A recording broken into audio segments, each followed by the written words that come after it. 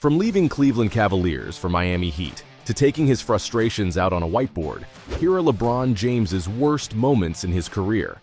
Starting with the big decision, July 8th, 2010 was a day that shook the NBA to its very core. It was a day that turned LeBron James from a hometown hero to public enemy number one in Cleveland. It was the day when LeBron James made the decision. The athlete had been playing for the Cleveland Cavaliers since 2003. And while he was an incredible player, he wasn't quite bringing home the trophies.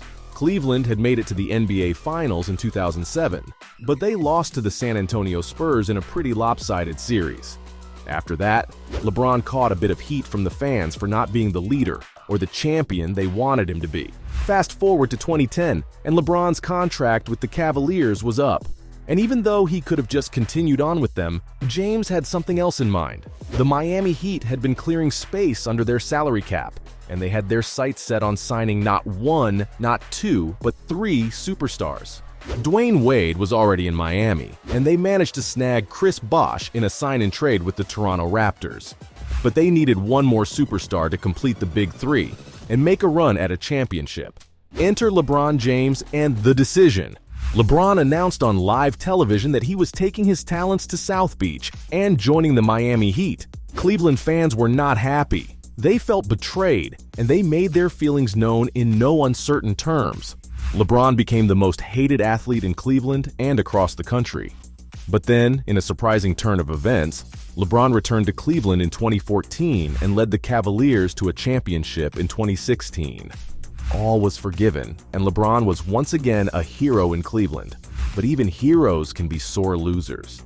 Remember the time when LeBron was so disappointed in his performance that he couldn't even be a good sport to save face? It's gotta be tough to give it your all for a whole year, sweating it out on the court and in the locker room, only to fall short of your ultimate goal. And nobody knows this better than the king himself. This dude has played in a whopping 178 playoff games, including 33 finals matches. But unfortunately for him, he's got a 4-6 record in his finals appearances, so he knows all too well what it's like to come up short. And let's be real, losing is never fun. But as a role model to millions of kids, you gotta show some good sportsmanship.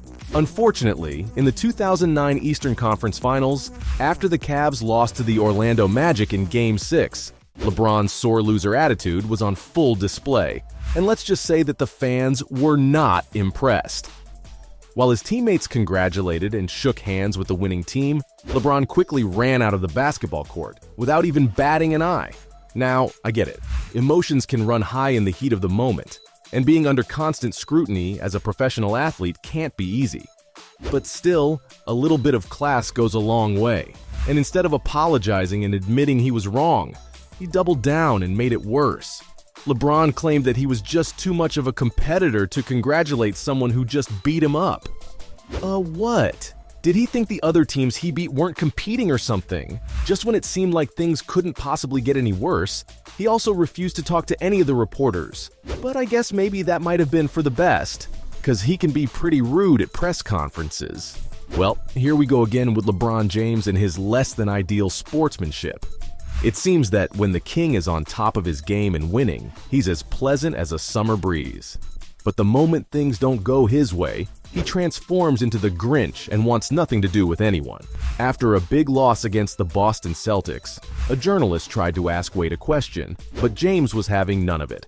Apparently, he only answers questions when his team is winning, and when they're losing, he turns into a grumpy cat. Sure, losing sucks. But come on, LeBron, you're a professional athlete and a role model to many. So it's only fair that you answer a simple question without being rude to a journalist who's just doing their job. Speaking of getting the job done, I have to talk about the ultimate super team. The LeBron James, Dwayne Wade, and Chris Bosh pairing. In 2010, they turned the world of basketball upside down and things were never the same. Well, at least for Heat fans, because everyone else was pretty skeptical of this super team.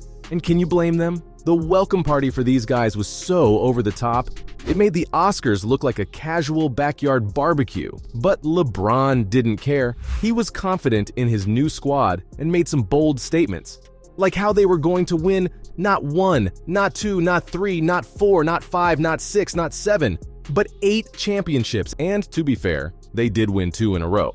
But before that, they lost to the Dallas Mavericks in the NBA Finals. And not just lost, but got absolutely crushed. LeBron's confidence was still there, though. He talked about how their practices were going to be so intense that the games would be easy. Yeah, sure, easy for him to say. But that didn't stop him from becoming the most hated player in the league. And that's saying something, considering the league has had its fair share of villains over the years. But in the end, LeBron's arrogance came back to bite him. He didn't win nearly as many championships as he thought he would in Miami. And after Miami lost the game against the San Antonio Spurs, it seemed like LeBron had enough and decided to quit the team. But his losses didn't end there. In fact, they just got worse. I mean, how could anyone possibly forget about James's terrible loss in NBA Finals 2011? LeBron James had a performance so bad, ESPN's Bill Simmons felt compelled to write an entire article about it. Yep, that's right, an entire article. Now let's break this down. The series was tied 2-2, and the Miami Heat were facing off against the Dallas Mavericks. It was a close game, and every play mattered. And what did LeBron do? He choked hard. 8 points, 3 for 11 shooting, and 4 turnovers. But wait, it gets even worse. Most of his blunders happened in the fourth quarter when it mattered the most, and the game was decided by a measly 3 points. So, you do the math. If LeBron had just stepped up and performed even halfway decently, they could have easily won. Now let's talk about his opponent, Deshaun Stevenson. Compared to LeBron James, he was nothing. No one really knew the guy. And I know this might sound harsh, but it's the truth. In the final moments of the game, LeBron was basically playing hot potato, passing up open shots, and generally looking like he'd rather defer to someone with less talent than him. Not a good look, LeBron.